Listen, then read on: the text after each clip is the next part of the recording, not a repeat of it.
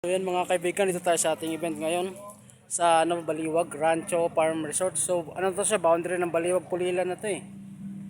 Ayan, so projector tayo ngayon. Kahapon sa Plaridel tayo sa Casa Victoria. Ayan, so kararating lang namin, alas 4 na, medyo late na.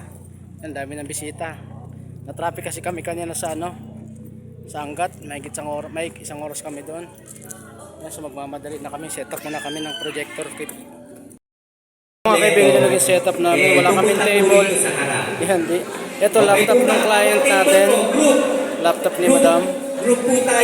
So dito lang kami sa gate, kaya walang lamesa. Di ako lang pinatanong yung tapos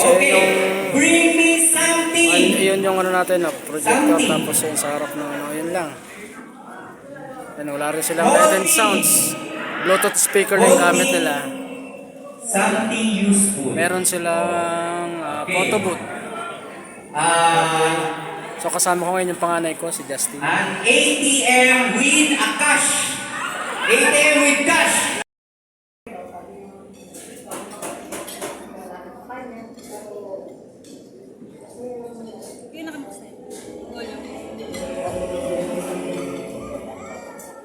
With courage and determination, she left for Manila to study and work at a very young age. Doon na lang yung address mo. She's Yeah, so yan mga kaibigan, pauwi na kami. Kasi since sinabi ko kanina, 'di ba, yung laptop ng client yung ginamit namin sa yung pinagamit niya. Kasi wala silang prepare na USB. Nalobat. Ayan. Pero natapos din yung palabas. Yung pinapanood nila. Ayan, tapos pinapatay na niya kasi nalobat na, tapos na raw. Okay, makakauwi na kami ng San Jose del Monte.